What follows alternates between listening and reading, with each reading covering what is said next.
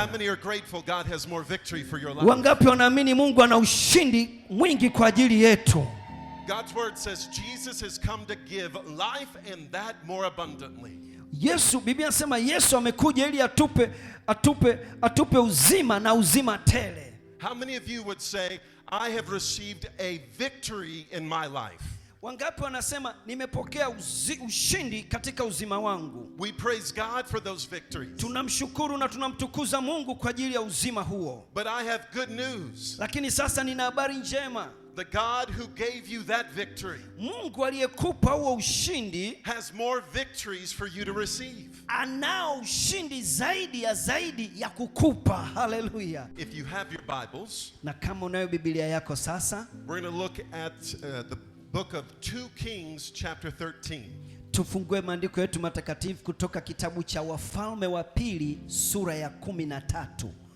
Wafalme wa Pili sura ya 13. 2 Kings chapter 13. Wafalme wa Pili sura ya 13. This is the moment where Elisha the prophet, hii ni kipindi ambacho Elisha nabii, he is older and he's about to die. Ambapo Elia kaka yake alikuwa anaelekea kuondoka. And the king of Israel comes seeking a blessing. Na huyu mfalme wa Israeli alikuja kwa Elisha wakati Elisha anaelekea kufa, alikuja ili kupata baraka. And we're invited into this moment together. Na hapa wakawa kwenye hichi kipindi pamoja. 2 Kings chapter 13. Wafalme wa Pili sura ya 13. Starting in verse 14. Kuanzia mstari wa 14. It says, now Elisha had been suffering from the illness from which he died. Elisha alikuwa akiugua katika ugonjwa uliomuua. Jehoash, king of Israel, went down to see him. Yoash mfalme wa Israeli akaenda kumuona. He said, my father, the chariots and the horsemen of Israel. Akamwambia, baba yangu, kuna farasi wa Israel. Elisha said, get a bow and some arrows. Elisha akamwambia, niletee mshale. And the king did so. Na mfalme akafanya hivyo. Elisha said, take the bow in your hands. Elisha akamwambia, chukua mkuki kwenye mkono wako. And when he had taken it, na alipochukua mkuki, Elisha put his hands on the king's hands. Elisha akaweka mkono kwa mfalme. He then said, open the east window. Akamwambia, fungua dirisha la mashariki. He opened it and then said, shoot the arrow. Akafungua alafu akamwambia, rusha huo mshale. And the king shot. Na mfalme akarusha ule mshale. Elisha declared, the Lord's arrow of victory, the arrow of victory over Aram. Elisha akakiri, akatamka, akasema, mshale wa ushindi kwa taifa, kwa jeshi la Bwana. And Elisha declared, you will completely destroy the Arameans. Na Elisha akakiri, akatamka kwamba kwa mshale huo maadui zote wanakwisha.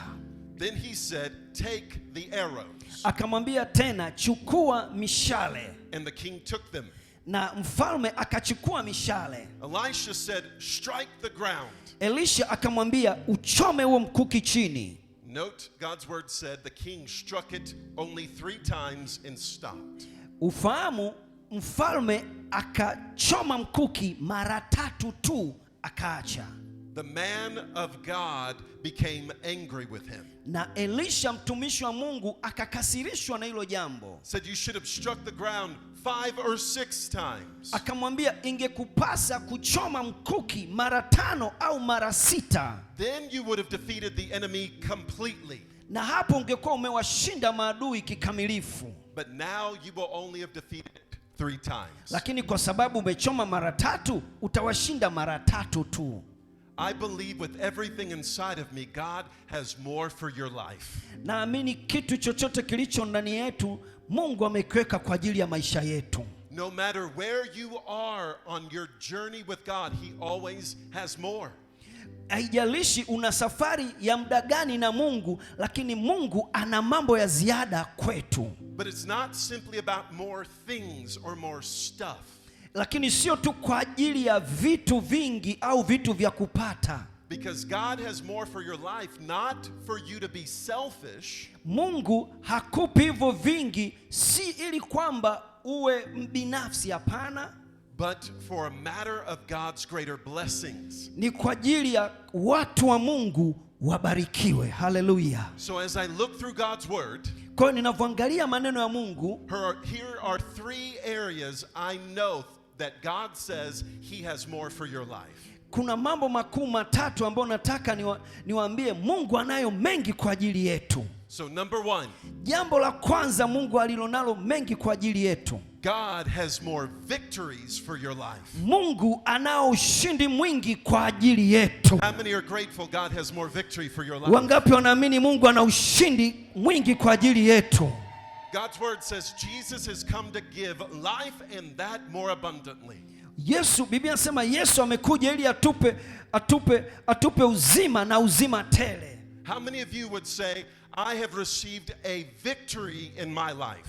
Wangapi wanasema nimepokea ushindi katika uzima wangu? We praise God for those victories. Tunamshukuru na tunamtukuza Mungu kwa ajili ya uzima huo. But I have good news. Lakini sasa nina habari njema. The God who gave you that victory, Mungu aliyekupa huo ushindi, has more victories for you to receive. Anao ushindi zaidi ya kukupa. Hallelujah. Just because we've defeated a giant doesn't mean God's done with our life. Haimaanishi kwamba kwa sababu tumeshamshinda adui basi Mungu amemalizana na sisi, hapana. Just because God has led me through a storm doesn't mean he doesn't have more breakthroughs and victories. Haijalishi kwamba kwa sababu Mungu alinivusha kwenye jaribu hilo basi Mungu sasa amemaliza na mimi, hapana. That's what we see with Elisha and the king of Israel. Na hapa tunaona hii kesi ya Elisha na yule mfalme wa Israeli. Elisha tells the king to shoot an arrow. Elisha anamwambia mfalme arushe ule mkuki. And he prophetically declares victory. Na katika neno la kiunabii ili aweze kukiri ushindi. And notice then Elisha says grab the arrows. Na kumbuka Elisha alimwambia mfalme kamata au chukua au teka hiyo mikuki and strike the ground. Alafu uchome ardhi. But the king only struck 3 arrows. Lakini huyu mfalme akachoma mara 3 tu. God has equipped you for more victories. Lakini Mungu ametuita sisi kwa ushindi wa zaidi ya mara 3. But you're not called to be walking holding on to the blessing God has given you. Mungu amezishikilisha baraka nyingi kwetu sisi. Because all that you hold on to is all that you will ever have. Vile ambavyo Mungu amevishikiliza kwetu au ameviweka ndani yetu sio tu hivi tulivyo navyo sasa hivi, hapana. But that which you strike down, that which you release back to God, he uses for greater victory. Yes, unapochoma mkuki mara ya kwanza manake Mungu anakuandaa kwa ajili ya ushindi mwingine mkubwa zaidi. If you remember, Elisha was somebody who believed more from God. Elisha alikuwa ni mtu ambaye alimwamini Mungu sana. Even when he had his mentor Elijah. Hata kipindi kile alivyokuwa na yule ndugu yake mtangulizi wake Elia. Elisha didn't ask for the same level of anointing.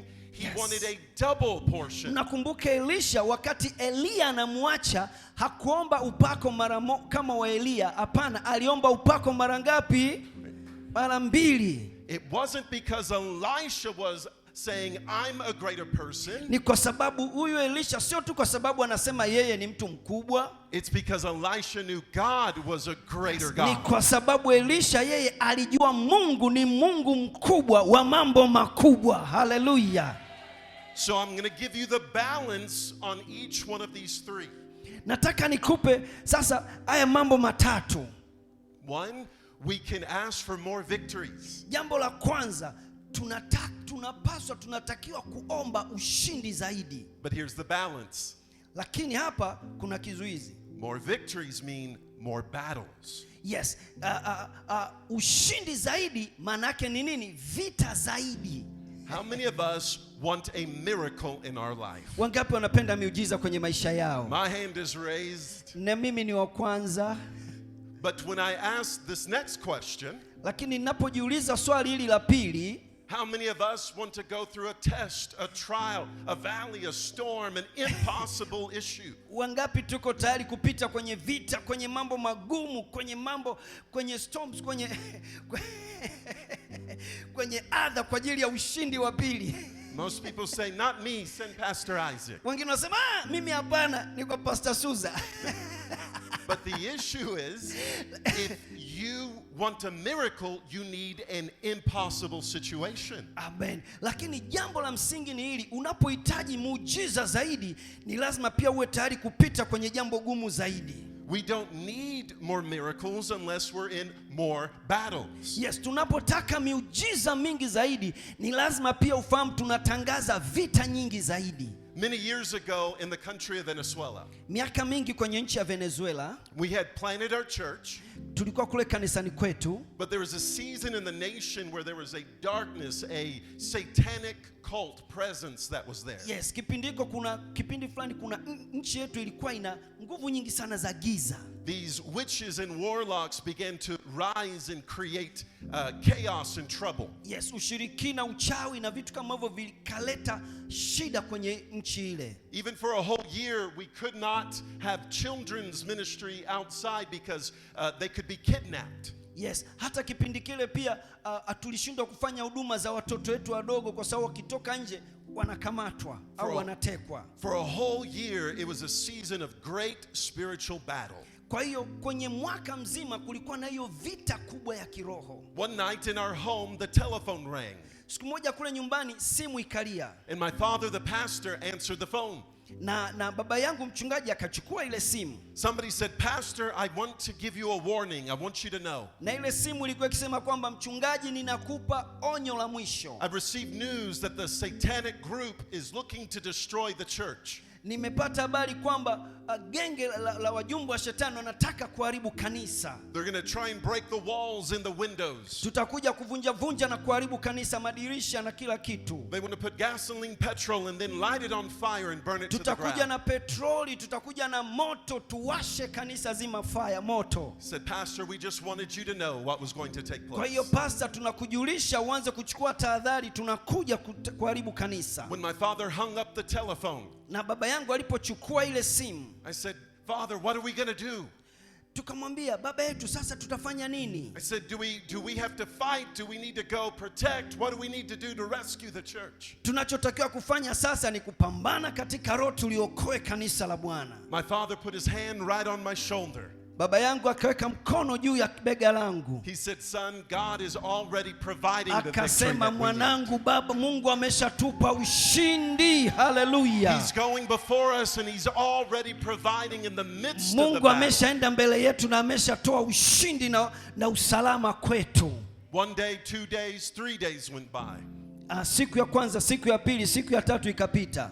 Apparently nothing took place. Hakuna chochote kilichotokea. Then we gathered for service like we are doing on Sunday morning. Na siku ya Jumapili tukafanya ibada kama tunavyofanya leo. And as my father was preaching, a young man who was demon possessed began to exorcise those demons. Yes, na baba yangu alihubiri ujumbe unaohusu yule kijana aliyekuwa amepagawa pepo. Kwa hiyo akafanya kama igizo la kupagawa pepo. The church leaders took the young man to the back room and they were able to cast out the demons. Na wakati wanahubiri kuna mtu mmoja akawa amepagawa na pepo. Kwa hiyo viongozi wakamchukua kumpeleka kule maliwato kumwombea, lakini hakufunguliwa yule mtu. After the service was done, we went to meet with the young man. Na baada ya ibada kuisha na mwombezi alivyoisha, tukaenda kuonana na yule mtu. He had been set free of demon possession and akawa amefunguliwa, akawa amewekwa huru kutoka nguvu za giza. But he shared his testimony with us. Ananashare ujumbe huu sasa. He said, "Pastors, I was part of the satanic group in this city." Yes, mimi nilishaikuwepo kwenye huyo kijana sasa anashuhudia, yeye alikuwa ni miongoni mwa wale makundi ya wale watu walikuwa na mashetani waliotaka kuharibu lile kanisa. Just a few nights ago we had planned to destroy this church. Akasema hivi sisi ndio wale tuliopanga kuharibu kanisa vile tulivyotoa ile taarifa. We were coming in the middle of the night under the cover of darkness.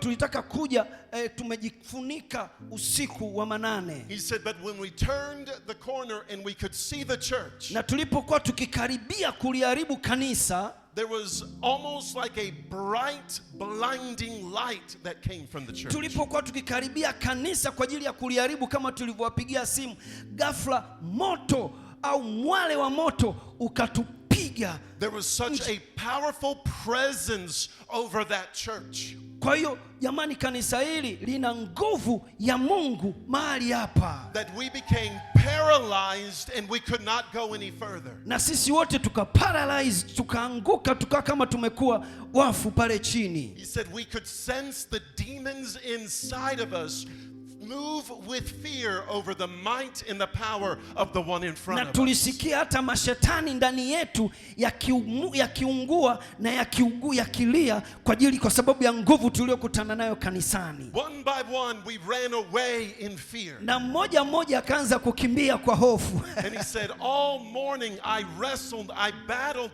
with the demons because I knew I wanted to go to that church. Na akasema tangu asubuhi akawa anapata shida kwamba nataka nende kanisa lina nguvu, na mashetani akiwa akimtesa sana ile asubuhi. He said, because I knew that there was one who could give victory to my life and his name is Jesus Christ. Yes, hallelujah. Akasema kwamba tangu wakati huo akagundua kwamba kumbe kwenye kanisa lile kuna nguvu ambayo Yesu Kristo inaweza kunikomboa kutoka kwenye hizi nguvu za giza. That is a testimony with many victories. Kwa hiyo kuna shuhuda nyingi za ushindi mwingi. That is the victory of a young man set free. Kwa hiyo kuna ushindi huu wa mtoto huyu, kijana huyu aliyewekwa huru. But it's also a testimony of the victory of the church that God is protecting his bride. Lakini pia kuna ushuhuda wa jinsi ambavyo Mungu analitunza kanisa lake kama bibi harusi. And I love that this church's name is Bethel Victory. Ili kanisa letu la hapa linaitwa Bethel Victory Church. God has more victories for this church. Mungu anao ushindi kwa ajili ya kanisa letu la Bethel. Hallelujah. Look and see the victories God has given. Hebu tazama jinsi ambavyo Mungu ametupa ushindi. But we can also see no matter the battle, God has more victories for us to receive. Na pia tunaona haijalishi tuna vita kiasi gani, lakini bado tunamwona Mungu anatupa ushindi. So number one, God has more victories for our Kwa lives. hiyo jambo la kwanza, Mungu ana ushindi wa zaidi katika maisha yako. That means in more victories come more battles. Lakini pia ukumbuke katika ushindi zaidi vita kubwa inakuja. Number two, God has more anointing for our lives. Jambo la pili, Mungu ana upako zaidi kwetu. How many are grateful for the anointing of the Holy Spirit? Wangapi tuko tayari kupakwa au kujazwa na Roho Mtakatifu? God wants to take us from ever increasing glory to ever increasing glory. Upako huo ndio unaotuchukua utukufu mmoja kwenda utukufu wa juu. That means he wants to move us with more and more anointing. There is no end to the oil of the Holy Spirit. Yes, hii inamaanisha kwamba Mungu anataka tuchukue zaidi na zaidi kupitia ya mafuta ya Roho Mtakatifu. Even if you've received the baptism of the Holy Spirit.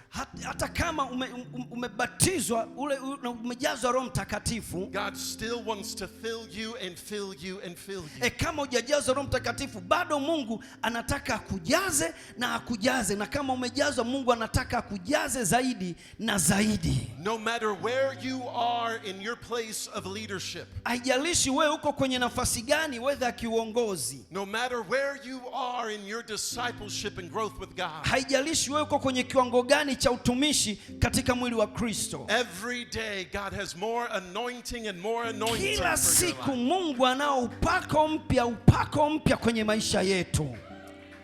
Here's the balance. Lakini hapo kuna vita.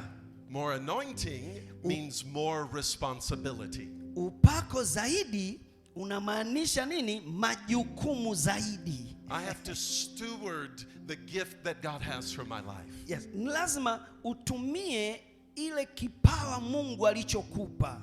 It's easy for somebody to look at a bigger church or a bigger ministry. Yes, ni rahisi kuona makanisa mengine ni makubwa au kanisa la fulani ni kubwa.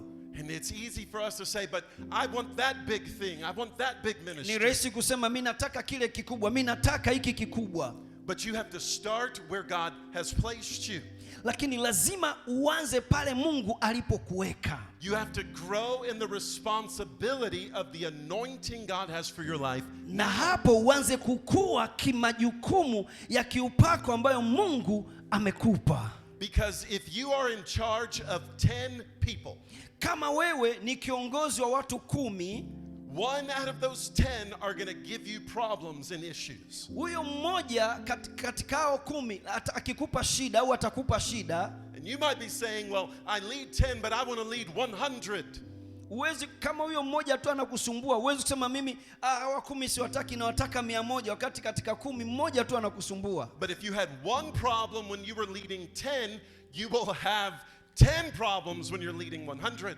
Naona sasa ukiwa na watu 10 alafu kuna mmoja ana tatizo, ufahamu ukiwa na watu 100 basi kuna watu 10 wana matatizo. I have to trust God and be responsible for what I have now.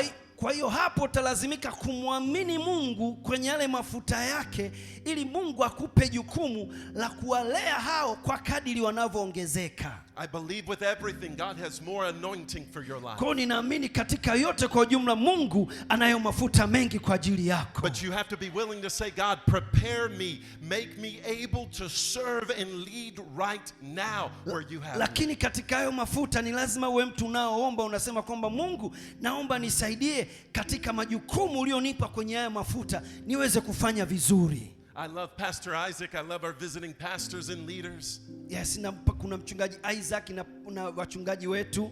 Their lives, their ministries will tell of moments of great highs and great lows. Yes, katika maisha yao ya kihuduma kuna wakati wanakuwa juu, kuna wakati wanakuwa chini. Moments of loss, moments of challenge. Kuna kipindi cha majaribu na kuna kipindi cha kuwa huru salama. But the reason they're still standing is because God has more anointing for their Lakini life. kitu kinachofanya wachungaji wanaendelea ni kwa sababu ya huu upako unaowachukua na kuzidi. Because they have stewarded every moment looking to God. Kwa sababu kila siku huo upako unawachukua na unawawezesha kutumika mbele za Bwana. And the beautiful thing is God has the same thing for your life. Lakini taarifa njema ni kwamba Mungu analo hilo pia jema kwa ajili yako.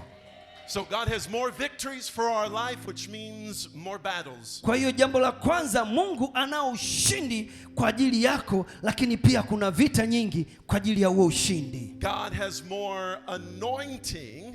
Lakini jambo la pili, Mungu ana ujazo wa upako mwingi kwa ajili yako, Which requires more responsibility. lakini pia upako huo unahitaji majukumu zaidi. And here's the third thing I want to share with Na you. hili jambo la tatu sasa nataka niseme na wewe. I believe we can ask God for more of this every day.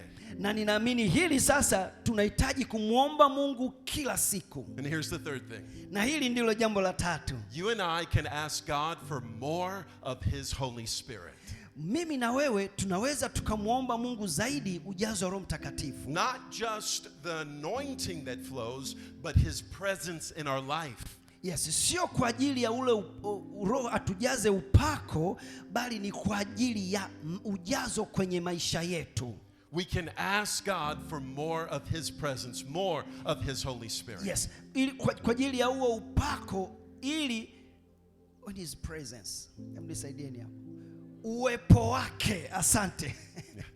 But with more of the Holy Spirit, lakini zaidi kwa sababu ya Roho Mtakatifu zaidi means more opposition from this world. Lakini ufahamu pia ndio upinzani unazidi kuwa mkubwa kwenye hii dunia. As you're moving forward with God's presence, unavozidi kusogea mbele kwenye uwepo wa Mungu, the enemy wants to steal, kill and destroy. Ufahamu adui pia anazidi kukutafuta, kukuharibu, kukuua na kukuangamiza. The enemy is always looking to oppose, go against what God is doing. Adui kila siku anatafuta kukupinga, kuweka pingamizi kunavyoendelea kusogea uweponi mwa Mungu. But I want you to realize God has given you the ultimate authority in Jesus Christ. Lakini nataka nikwambie jambo jema ya kwamba Mungu amekupa ushindi wote katika jina la Yesu Kristo. The devil has no authority over the children of God. Shetani hana mamlaka kwa watu wa Mungu. The devil cannot do anything in your life to which God is able to redeem Yes, in greater devil, ways. shetani hawezi kuzuia mpango wowote wa Mungu kwenye maisha yako. In fact, the enemy has no control over your life except that which you allow him to have. Yes, kwa kifupi shetani hana control na maisha yako tunapokuwa uweponi mwa Mungu. But I want you to realize God has given in your hands bow and arrows. Lakini natamani kwamba Mungu ufahamu kwamba Mungu amekupa huo mkuki And it's mkononi not for mwako. you to hold and take photos to put on Facebook. Sio kwa ajili tu ya wewe huo mkuki aliokupa karama vibawa ili tu upige picha na kurusha kwenye Facebook. But it's for you to stand in authority and launch them in victory. Huo mkuki Mungu aliokupa ni kwa ajili ya wewe kurusha na kukiri ushindi katika jina la Yesu Kristo. And to realize you will not carry any of this with you to heaven. Yes, ufahamu kwamba You're not going to carry any of this, the gifts, the anointing God has for you to heaven. Yes. Ufahamu hivi vitu vyote Mungu anavyotupa karama na nini, sio kwamba tuende navyo mbinguni. Do not just simply put 1, 2, or 3 arrows into the ground. Kwa hiyo unavompiga shetani usipige tu mara 1, 2, 3 kule chini. Use everything God is giving you and equipping you for full victory in Jesus. Tunapompiga shetani tutumie kila kitu Mungu alichoweka silaha zote ndani yetu. Hallelujah. More of the Holy Spirit means more opposition. Kwa hiyo zaidi tunavyojazwa Roho Mtakatifu, ufahamu pia ndio zaidi upinzani unavyokuja. I want you to be reminded of Acts chapter 4. Nataka nikukumbushe kwenye Matendo sura ile ya 4. The disciples and the church that is born have come off the day of Pentecost. Yes, mnafahamu kwamba wanafunzi na watu wote walikuwa wametoka kujazwa ile siku ya Pentekoste. The church is born. Kanisa lilikuwa na nguvu. God's Spirit poured out on all flesh. Roho Mtakatifu alikuwa anatembea kwenye kanisa. But more opposition has come against them. Lakini unakumbuka upinzani zaidi ukawa unakuja kinyume nao. The disciples have just seen a lame man healed at the gate called Beautiful. Unafahamu sura ile ya 3 wale mitume wakamuinua yule kiwete pale kwenye mlango mzuri. They're taken into custody, they're beaten and they're threatened. Wakawachukua kwenye baraza na Biblia inasema wakawapiga kwa fimbo. And the authority looks at them and says, you cannot preach the name of Jesus anymore. Na oda ikatoka kwamba msihubiri tena kwa jina la Yesu. We order you not to speak the name of Jesus. Msiliseme tena ili jina la Yesu. But they declare the name of Jesus. Lakini walipotoka tu tunaona wakazidi kulikiri na kulisema jina la Yesu. I want you to realize the disciples leave having been beaten by that authority. Mnafahamu kwamba nataka uone kwamba hapa japokuwa wale mitume walipigwa na watu wale wenye mamlaka, they gather with the church in Jerusalem. Walikusanyika kwenye kanisa pale Yerusalem. And they begin to pray, but I want you to realize what they pray for. Na walianza kuomba. Nataka sasa uone kitu gani waliomba pale kanisani. They do not pray for more protection. Hawakuomba Mungu awalinde zaidi. I want to be clear, there's nothing wrong with praying for God's protection. Hapa nataka tufahamu, sio dhambi kuomba ulinzi wa Mungu. I pray God's protection over your families and over your homes. Yes, mimi ninaomba na wewe unaendelea kuomba kila siku kwa habari ya ulinzi wa Mungu kwenye familia yako na nyumbani kwako. I pray God's protection over your lives and over this church. Yes, ninaombea pia Mungu awalinde maisha yenu na kanisa hili. So there's nothing wrong with praying for protection. Kwa hiyo hakuna ubaya kwenye kuomba ulinzi wa Mungu. But that is not what God's people did. Lakini hapa tunaona sio watu wa Mungu waliomba hivyo. In Acts chapter 4, what they prayed for kwenye Matendo sura ya 4 waliomba nini hawa mitume baada ya kutoka kupigwa? Was Holy Spirit fill us with more boldness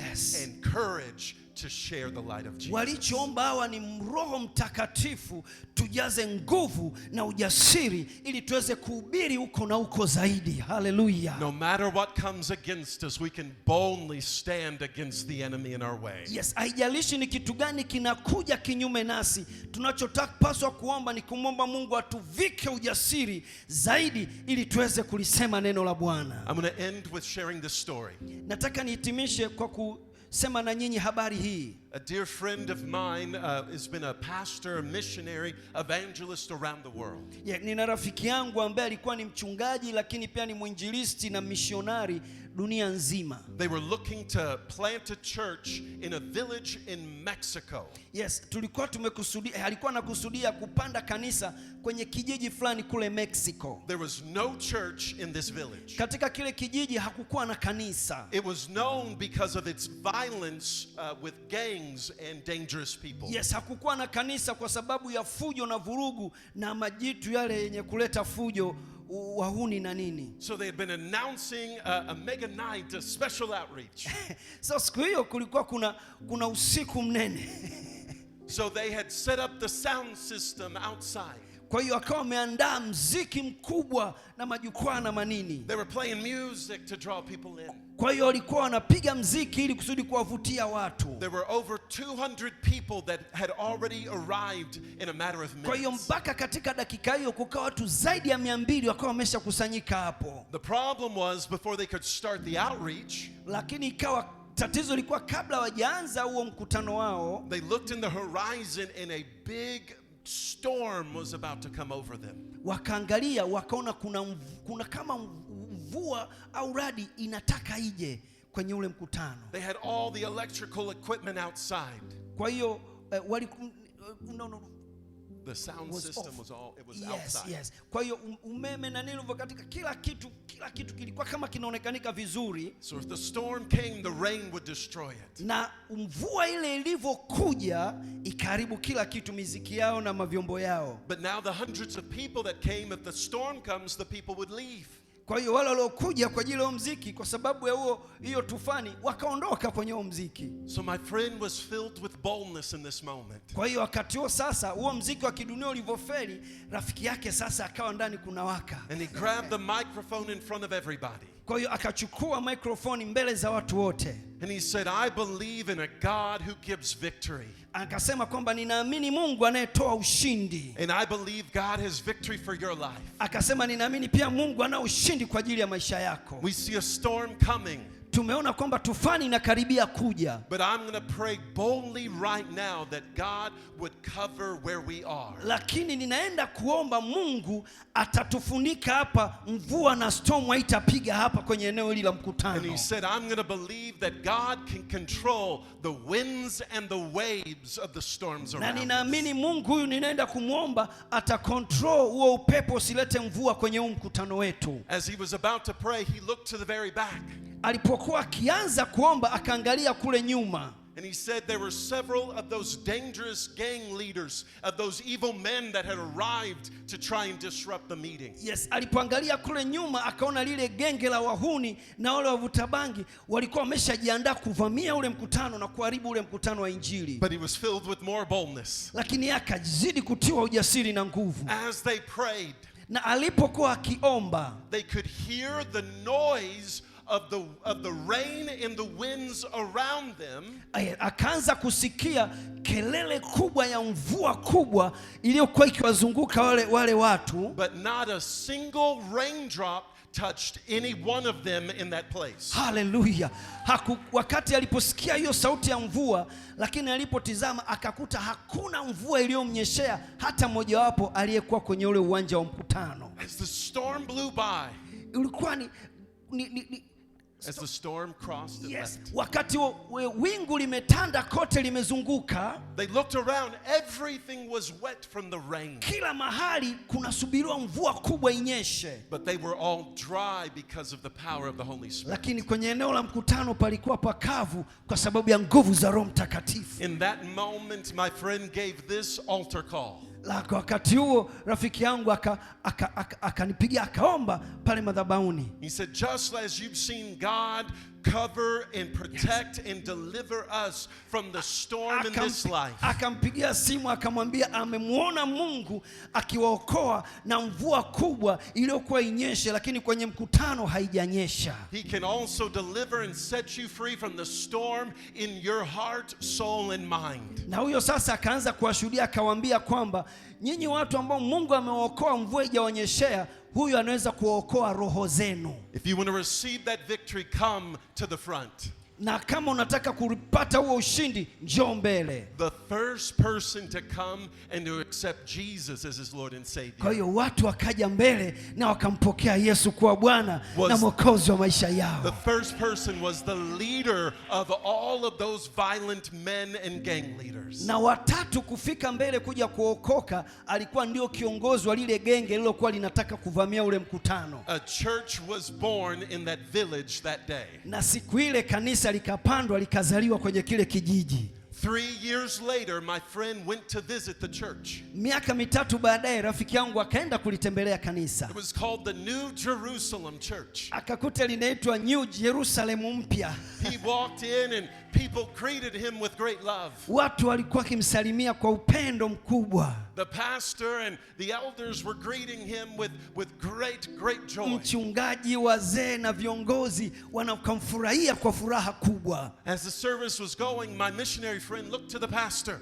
Wakati ibada inaendelea, rafiki yangu akamwangalia mchungaji. He said, "Pastor, what happened to that first person, that leader of all of those evil men, of those violent gang leaders?" Rafiki yangu akamuuliza yule mchungaji sasa wa kanisa, yule rafiki yetu aliyekuwa kiongozi wa lile genge aliyetaka kuharibu mkutano, lakini akawa wa kwanza watatu kuokoka, yule rafiki yuko wapi? He said, "Where is that person today?" Yuko wapi yule rafiki leo? The pastor smiled and laughed. Mchungaji akacheka akafurahi. He said, "Friend, he was the elder and the greeter who welcomed you to this church here today." Akasema hivi tunavyoongea sasa hivi, yeye ni mzee wa kanisa kwenye kanisa. God has more victories for your life in Jesus Jamani, Christ. Mungu anao ushindi kwa ajili yetu. He's got more anointing for your life Jamani, and call. Mungu anao ujazo mpya kwenye maisha yetu. And he has more of his Holy Spirit that he wants to pour out upon you Na today. Mungu anao ujazo zaidi wa Roho Mtakatifu wa kutujaza sisi. I'm going to invite you to stand with me today. Kwa napenda nikukaribishe sasa tusimame. And I don't know what storm, what battle, what trial you may be going through. Yes, mimi sijui unapita kwenye janga lipi, unapita kwenye adha ipi, unapita kwenye shida ipi. But Pastor Max and myself have traveled all this distance just to remind you. Yes, lakini mimi pamoja na rafiki yangu mchungaji Max tumekuja kutoka mbali kuja kuambia maneno haya. A God who has given you victory in the past has more victories for you today. Huyu Mungu aliyewapa ushindi huko nyuma anao ushindi zaidi huko mbele. So right where you are, let's just pray. Heavenly Father, in the name of Jesus. Naomba sasa tusimame tuombe. Baba, katika jina la Yesu. God, thank you that you are the God of victory. Asante kwa sababu wewe ni Mungu wa ushindi. Thank you for the victories you've provided. Asante kwa ushindi uliotupa. Thank you for your anointing and your miracles that you Asante kwa provide. upako na ujazo wa Roho wako. But God, also thank you that we can ask for more of your Holy Lakini Spirit. Mungu asante kwa sababu tunaweza kukuomba zaidi na wewe ukatupa zaidi. More of your presence that meets us right here, right now. Asante kwa ajili ya uwepo wako ambao tukiuomba uko na sisi hata And hapa. God, we're going to believe you for more here today. Na Baba, tunakuamini kwa zaidi asubuhi hii ya leo mahali hapa. So brothers and sisters, listen to me. Ndugu zangu, naomba nisikilizeni. I believe God is inviting us for more in Him. Ninamwamini Mungu anatutaka zaidi. But I have to be willing to give it all, place every arrow down, saying, God, I know you have more for my life. Full victory in Jesus. Lakini Mungu anataka tujue, sio tule mkuki wa kuchoma chini, bali Mungu anataka tujue yeye ndio kila kitu kwetu. So if you are here today and you say, I am in need of a miracle, I am in need of victory in my life here today. Lakini kwa hiyo kama uko hapa unasema, Mungu, mimi ninakuhitaji zaidi. Mungu, mimi ninahitaji muujiza eneo fulani, ninahitaji jambo fulani. I'm in need of more of God's anointing and Holy Spirit. Mimi ninahitaji ujazo zaidi wa Roho wako. Then I'm going to invite you to step out from where you are, and we're going to fill the altars and we're going to pray together. Hebu naomba tu upite hapa mbele mara moja, alafu niweze kuomba kwa ajili yako. Pastor Max, myself, the pastors, the leaders of this church. Yes. Na mimi pamoja na mchungaji Max na viongozi tutaomba kwa ajili yako. We're going to pray over you, we're going to pray with you, and we're going to believe for greater things today. Tunakwenda kuombea, tunakwenda kuomba pamoja na wewe, na tunaamini Mungu anafanya. But in order to receive more from God, lakini ili tuweze kupokea zaidi kutoka kwa Mungu, I have to release my hands of the things I've been holding on to. ninatakiwa niachilie vyote nilivyokuwa nimevishikilia mkononi mwangu. So if you today are saying, I'm in need of a victory, Kwa hiyo wewe tu asubuhi ya leo sema, Mungu ninahitaji ushindi zaidi. in the midst of my battle, I know God has more victories. Katikati ya vita hii tunazopita, Mungu bado anao ushindi wetu. If you are in need of saying, God, I need more anointing from you in my life. Ukiwa mhitaji ukamwambia Mungu, naomba zaidi, Mungu anatoa zaidi. Help me be responsible with what you've already placed in my hands. Ukimwambia Mungu naomba zaidi, Mungu atakupa zaidi na atakusaidia jukumu alilokupa ulifanye. God, I need more of your presence, your Holy Spirit at Mwambie work in my Mungu, life. Mungu ninaomba uwepo wako uende na mimi. Then right now, we know there's going to be opposing things, but our King is the great victor. Yes, najua sasa hivi kuna vitu vinaweza vikawa vimesimama, lakini Mungu ninakujua wewe ni mfalme wa wafalme. So if you're ready to receive that victory, those miracles, more of the Holy Spirit, how about we lift our hands towards heaven? Basi kama uko tayari asubuhi ya leo kupokea ujazo zaidi, kupokea uwepo wa Mungu zaidi na nguvu zaidi, naomba nyosha mkono wako. I'm going to lead us in a moment of prayer, and then I'm going to turn it over to Pastor, and we're going to pray with you as well. Yes, nitakuongoza tu maombi machache, alafu baadaye tutaomba wote pamoja. But how about we call on the name of Jesus? Baba, ninakuja kwa jina la Yesu Kristo. Heavenly Father, in the name of Jesus, Baba yangu wa mbinguni, katika jina la Yesu, we want more of you right now. tunakutaka wewe zaidi sasa. God, you see the battle, you see the valley, you see the storm. Unaona majaribu, vita, vikwazo tunavyopita. But God, we know you are with us right now. Lakini Mungu tunajua uko na sisi wakati huu We sasa. declare more victories in Jesus' name. Tunakiri ushindi zaidi katika jina la Yesu That Kristo. even as the enemy is trying to come against us, Adui anapotafuta kutufuata, Lord, you are raising up a standard up against the enemy. tunasimama kinyume na adui huyo akaanguke katika jina la And Yesu. you're going to take us from victory to victory to victory. Baba, tunajua unaenda kutuchukua ushindi kwa ushindi kwa In the ushindi. midst of our need, God, we know you are a miracle working God. Katikati ya mahitaji yetu tunakujua Mungu, wewe ni mtenda miujiza. In the midst of the opposition of the enemy, the forces of this world and of darkness, Katikati ya vikwazo na vipingamizi vya dunia hii, we need more of your Holy Spirit, Lord. tunakutaka Mungu, ujazo wako na uwepo wako. So if you need more, why don't you just ask God, fill me with more of you, Jesus. Kwa hiyo sasa uko hapa mbele, naomba ungana na mimi sasa kwenye haya maombi. Tuombe sasa katika jina la Yesu Kristo.